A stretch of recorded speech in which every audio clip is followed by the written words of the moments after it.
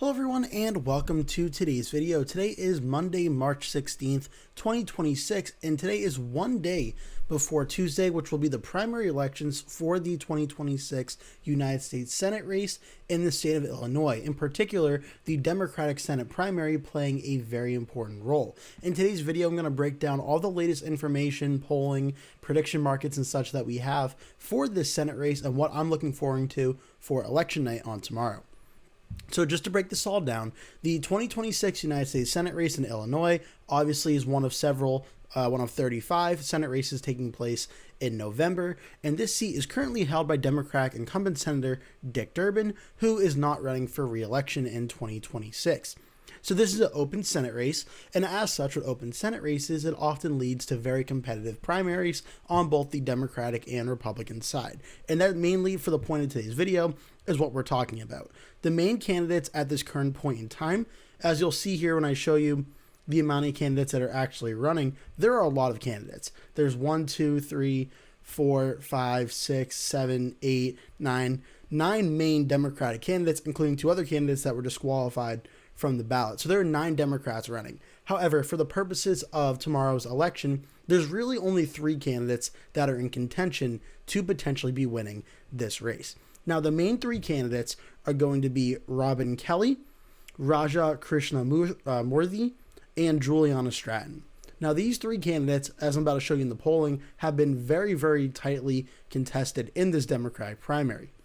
Now, unlike the last election night we did, where Texas, you had to break 50% of the vote on the election to advance to the general, Illinois, I do not believe, has that rule for this race. So just the winner of this election is going to advance to the general. It does not have a 50% rule.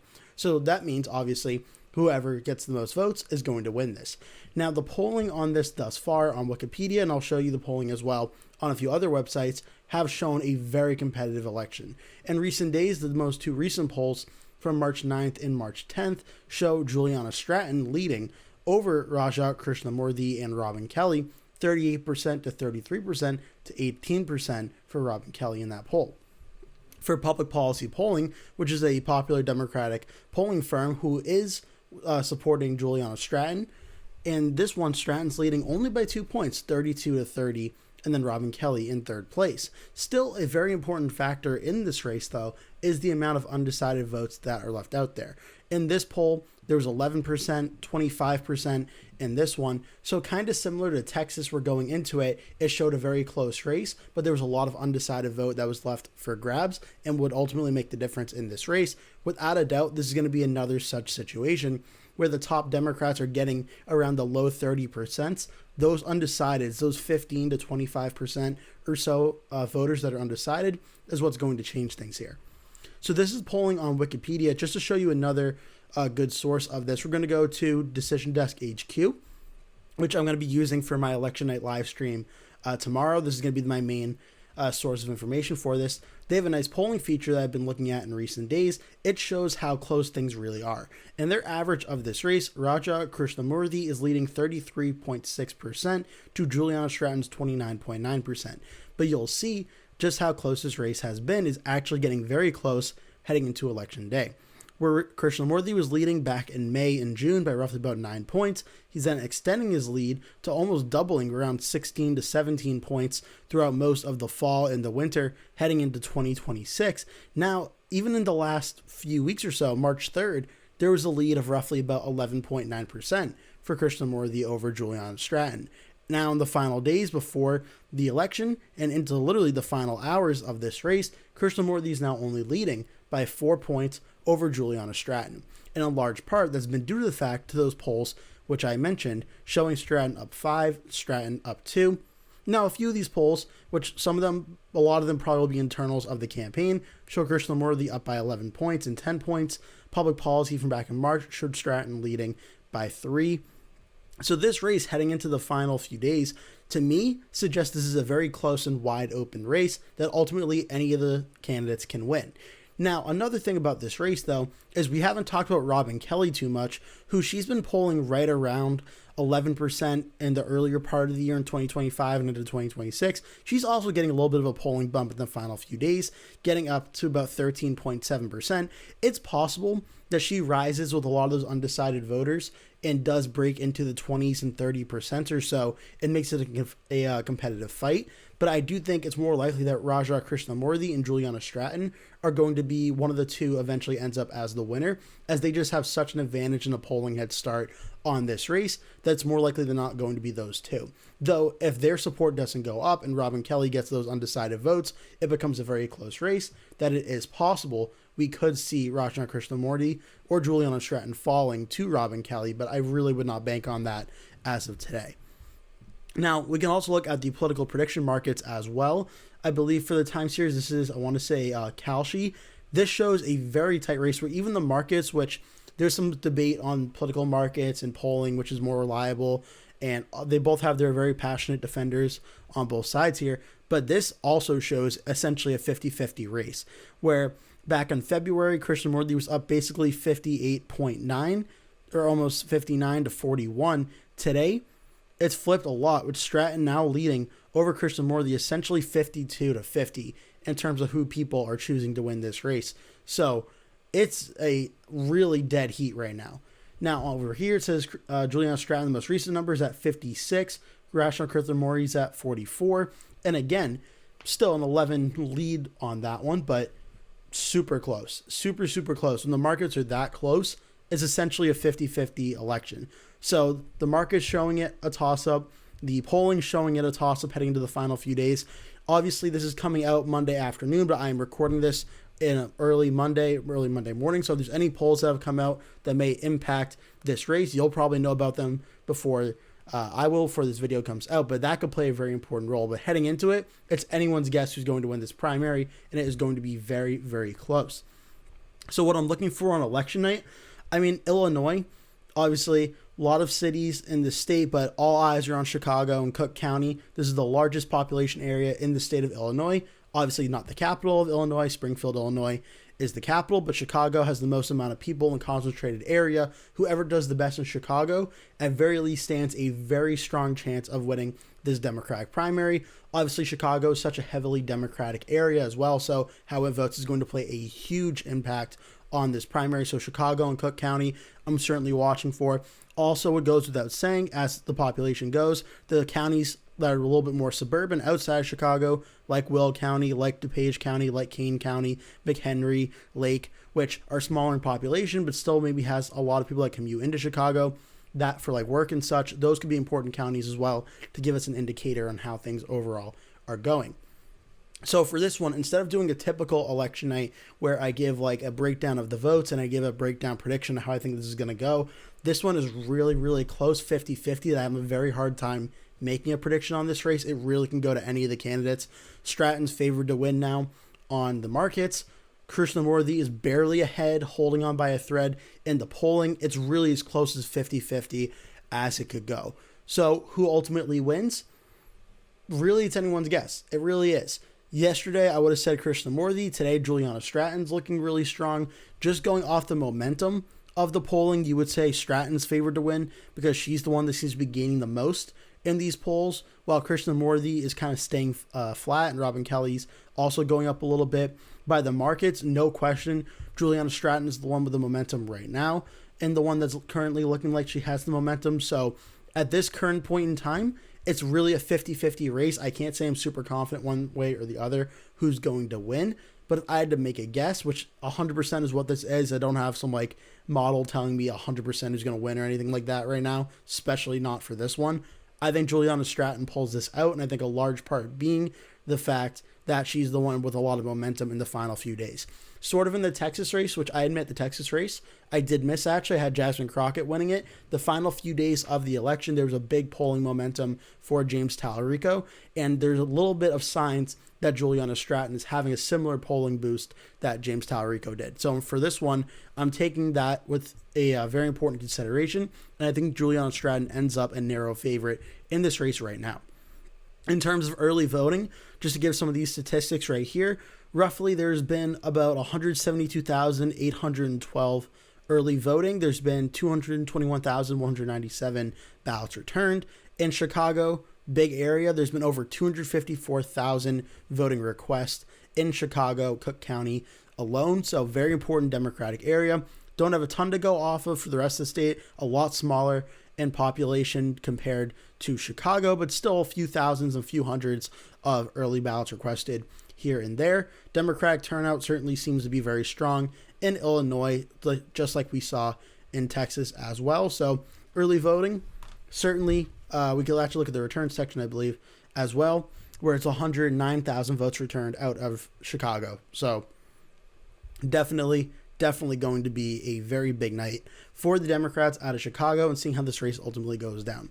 So without further ado, obviously, because we're here for the election night prediction, we're here for who I think is going to win. And despite it being a very, very close race, I do think we're going to see Juliana Stratton ultimately win.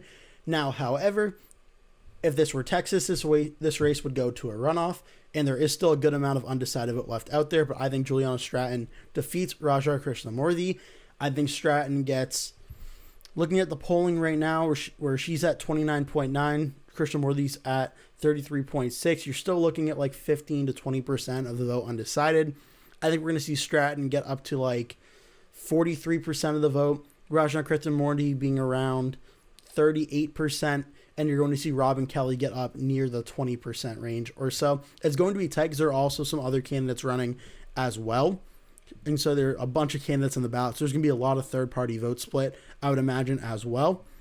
But of the main three, I'm expecting around a 5-point lead for Juliana Stratton if she does end up pulling this out. Will I be right? We're going to have to find out tomorrow on the election night, but currently predicting Juliana Stratton pulls off the win in this Democratic primary and advances the general election. Now, for the general, I did promise at the start of the video a general election prediction. So what does Illinois Senate race ultimately mean for 2026? Well, we're expecting a pretty solid result because in 2024, it did vote more Republican than usual, for Kamala Harris winning it by 10.9% against Donald Trump, which when you look at the overall swing from 2020, you can look here, it's not really cooperating, but it was roughly a swing from 10.9% in 2024 to from 17 points in 2020. So a pretty sizable swing for the Republicans in 2024. However, based on the latest polling numbers here, Vote Hub has the Democrats leading by 4.9% the generic ballot right now. Democrats certainly could win by more than that. This is just the generic House ballot, but 4.9% lead for the Democrats at bare minimum suggests it's going to be a lot more of a Democratic-friendly map than 2024, probably looking at margins similar to 2020 than 2024. Illinois should probably, without a doubt, be a safe state. That's at the presidential level. At the Senate level, it's been pretty reliably red. 2022, Tammy Duckworth won it by 15.3%. That was in more of a Republican midterm. 2020, Dick Durbin won this race by 16.1% on the same ballot as Joe Biden, winning it by 17. If you want to look back even further, in 2016, when Donald Trump won, Tammy Duckworth defeated the Republican senator at the time, Kirk, by 15.1%. 2014, Dick Durbin won in the Republican midterm wave year of 2014, probably the best Republicans will do for a very long time. In terms of the performances they had that night, he still won by 11 points. So without a doubt, Illinois is going to be a very reliable state. So much so, obviously, for Illinois, whichever Democrat, whether it's Stratton or Krishnamoorthi or Kelly, whoever ends up winning, I would start Illinois out in the safe Democratic category. Now, for how the map I currently have looks right now, we're going to go through all the states that I currently have very quickly as safe for the Democrats. So I'm just going to do this right now really quickly, and then I'll reposition the map if it moves after that. So let's see, Virginia will go safe as well. I want to say that's just about it. So I have about 43 100% safe seats for the Democrats as of right now. Let's do the Republican safe seats I currently have. And this will bring us pretty much there. South Carolina and Florida right now, in my most recent predictions, are going to be borderline between safe and likely, but I'd start them out as safe for now. And that looks about right, with Democrats having 43 safe seats, Republicans having 46. And going into the likely margins, Minnesota would be likely for the Democrats. New Hampshire I have as likely for the Democrats right now. For the Republicans, Nebraska with Dan Osborne is going to be a very close race, but I'm waiting for more polling to come out. Until then, starts out as likely. For the GOP, Texas, James Talarico makes this race very competitive and very interesting. For now, I still have it, though, as likely. Iowa I have as likely right now. And I think that's about it for the likely seats at this current point in time. I do have some very important safe seat or lean seats as well. for both respective parties. Ohio I have currently as lean Republican. Alaska I have as lean Republican as well, which is now changes. I did have them likely before. I now have them under 5 points. Definitely getting very close there. The other seats, I have Michigan as lean for the Democrats. John Ossoff in Georgia I have as lean for the Democrats as well. North Carolina, Michael Whatley, Roy Cooper, very close race. I think Whatley overperforms the polls when everything is said and done, but I do think Cooper is leading by more than 1 point as of right now. Maine, I think it's a complete total toss-up, and depending whether it's Plattner or Mills, it's going to be very interesting to see how that all plays out. I do think the Democrats have a narrow edge in Maine. It's possible it goes more than 1 point, so I'm going to put it in lean Democrat, kind of on the edge between lean and tilt, but I'll put it in lean Democrat for now. So in terms of my updated most recent prediction map, Democrats have 49, Republicans have 51, and certainly what is looking like a very good night for the Democrats. And Illinois safe Senate seat plays into one of the 43 Democratic seats that are safe, and the overall 49 seats that currently have the Democrats favored in. In terms of Illinois' role in the Senate map, not really a huge role because it is such a safe Democratic state that it's not really in any danger of going to the Republicans. But if the Democrats want any chance at winning back the Senate seat, or winning back the Senate majority, it's one of 43 that play a very crucial role in doing so. And then you're also going to see Democrats try and target Republican states like Ohio, Alaska, Texas, Nebraska, and Iowa, that if they can get 2 of those, they can flip the Senate to the Democratic side. So that's what I'm watching for on the Senate map. But in terms of Illinois, for the purposes of today's video, the Democratic primary essentially decides who will be the next senator of the state of Illinois, which is why so much attention is on that state. So I'm very excited to see how it goes tomorrow with the election night, to see how this all plays out. There are some very interesting races in Illinois to watch for as well at the House level. One particularly I'm watching for is the Democratic primary in Illinois House 9 between Kat Abu-Ghazala, Daniel Biss, and Laura Fine, and a lot of other candidates running in this race. I'm expecting this one to be a nail-biter, so I can't wait to see how that goes. So if you want to watch this, please look into checking out my election night live stream, which I'll be doing tomorrow night. And yeah, hopefully you come around and check that out. Should be a lot of fun. Thank you so much for watching. That's all I have for you today, and hope to see you in a future video.